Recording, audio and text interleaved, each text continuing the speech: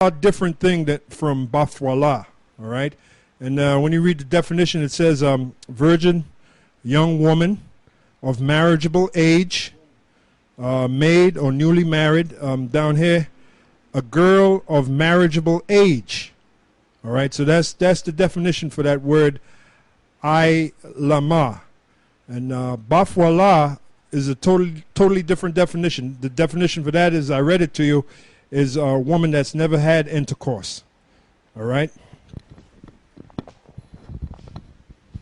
It's a damn shame. That's why you got clowns out there teaching Cornelius is an Edomite. It's a goddamn shame. You got another clown, General Gehenna, talking about the chip. Now, they had a thing on CNN yesterday morning, where they got this sticker that you put on you and you get all your vital information. That's not the chip, but that's one step closer to the chip. And they show the guys, I think it was his left hand, but the camera, you know how they invert the picture, so it could have been the right hand, could have been the left, but then they showed a person's forehead with that sticker on it. So it's right in your face, man. You know, anybody that would teach otherwise either don't know or sold out. All right, go ahead. Genesis 22:16. It says, "And the damsel was very fair to look upon, a virgin, neither had any man known her. And she went down to the well and filled her pitcher and came up. And the servant ran to meet her and said, Let me, I pray thee, drink a little water of thy pitcher. And she said, Drink, my lord. And she hasted and let down her pitcher upon her hand and gave him drink. And she said, and when she had done giving him drink, she said, I will draw water for thy camels also until... Now this basically is supposed to be the nigga woman. Man, if Abraham had his servant go out and look for a wife in this day and age, he'll be coming out. He'll be coming back empty-handed, man. Because these women are not generous. You know, there's nothing decent about them. They're just not right, man. They're not fucking right. Other than to, strip them down and have your way with them on a physical level, man. And don't have no children with them, man, because that's you just asking for it, man.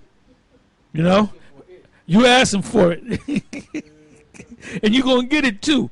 But the Most High sets it up where you're gonna have children anyway to preserve the seed of Israel, man.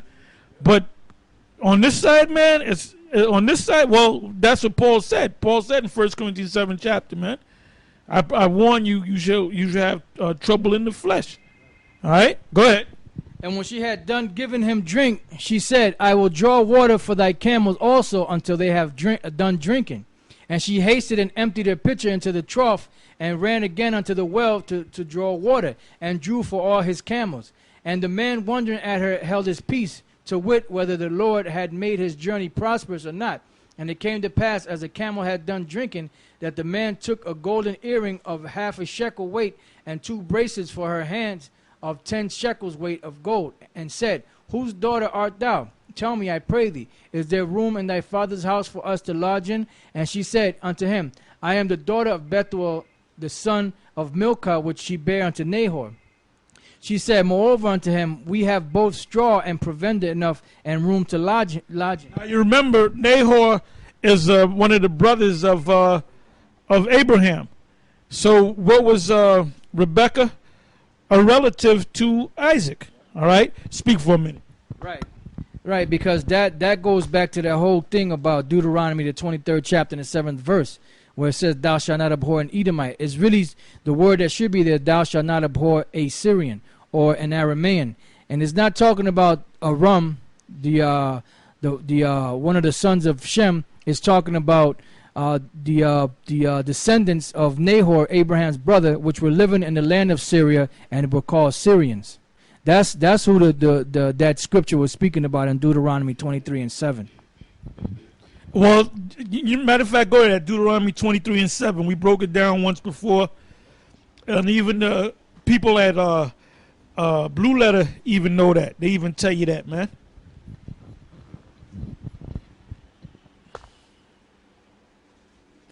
Is that also in the lexicon? I believe it is too. All right, go ahead. Yeah, in Deuteronomy 23:7, the word they have there is Aramaya. Aramaya.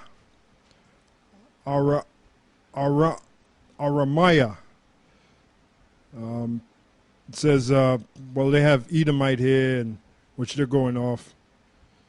Edom, the son of Isaac, the descendants of Edom.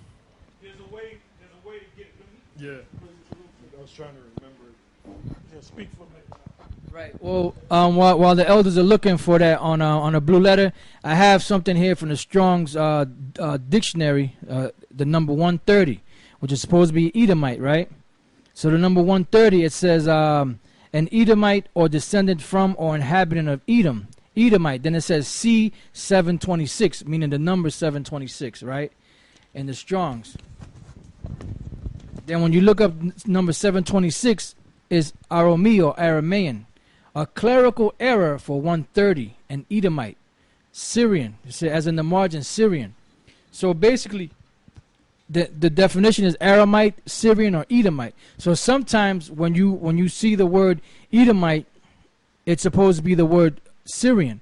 And sometimes when you see the word Syrian, it's supposed to be the word Edomite. Okay? So they did that on purpose, because there's nowhere in the Bible outside of Deuteronomy 23:7 where it promises Esau any form of mercy. Nowhere in the Bible. So when they put that in there, they went off. Because the scriptures say that you're supposed to have precept upon precept, precept upon precept. So if Deuteronomy 23:7 is actually saying that you're not supposed to abhor Edomite, there should be at least one precept in the Bible to back that up, right? And there's none. There's no scripture to back that up. Why? Because of the fact that term Edomite was put there on purpose, right? And then Doeg is known as he's Syrian. He was of that line of the Syrians. All right. So in the scripture, the number 130 for Doeg should be Syrian, and it says Doeg the Edomite, which is he's really Syrian, because Israel wasn't dealing with them goddamn Edomites. That's right. You finished that? Let's go back to where we left off. All right, this is back in Genesis 24 and 24. And she said unto him, I am the daughter of Bethuel, the son of Milcah, which he bare unto Nahor. She said moreover unto him, we have both straw and provender enough and room to lodge in. And the man bowed down his head and worshipped the Lord. And he said, Blessed be the Lord, power of my master Abraham, who hath not left destitute my master of his mercy and his truth. I being in the way, the Lord led me to the house of my master's brethren. And the damsel ran and told them of her mother's house these things. And Rebekah had a brother, and his name was Laban. And Laban ran out unto the man unto the well. And it came to pass, when he saw the earring and the bracelets upon his sister's hand. Laban was also a relative of Isaac, of Abraham, and they were all relatives, all right? They were all related by blood. All right, their line all goes back to Terah. Go ahead. Yeah, and they all lived in the land of Syria. That's why they were called Syrian. And when he heard the words of Rebekah his sister, saying, Thus spake the man unto me, that he came unto the man, and behold, he stood by the camels at the well. And he said, Come in, thou blessed of the Lord. Wherefore standest thou without? For I have prepared the house and room for the camels. And the man came into the house, and he ungirded his camels, and gave straw and provender for the camels, and water to wash his feet, and the men's feet that were with him. And there was set meat before him to eat. But he said, I will not eat until I have told mine errand. And he said, Speak on. And he said, I am Abraham's servant, and the Lord hath blessed my master greatly, and he is become great. And he hath given him flocks and herds, and silver and gold, and men servants, and maid servants, and camels, and asses. And Sarah my master's wife bare a son to my master when she was old, and unto him hath he given all that he hath. And my master made me swear, saying, Thou shalt not take a wife to my son of the daughters of the Canaanites, in whose land I dwell. But thou shalt go unto my father's house, and to my kindred. But thou shalt go unto my father's house. Who's Abraham's father? Terah. Go ahead. And to my kindred. Who was his kindred? They mentioned Nahor. Who came out of Nahor? Right? Who came out of Bethuel? Rebecca, which came out of Rebecca. Laban. So you got Rebecca, you got Laban, you got Bethuel, you got Nahor. All right, go ahead. And take a wife unto my son. And I said unto my master, peradventure the woman will not